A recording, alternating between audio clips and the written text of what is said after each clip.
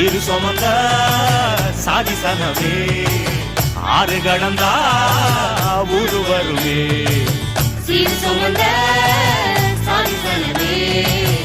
ஆறு கடந்தா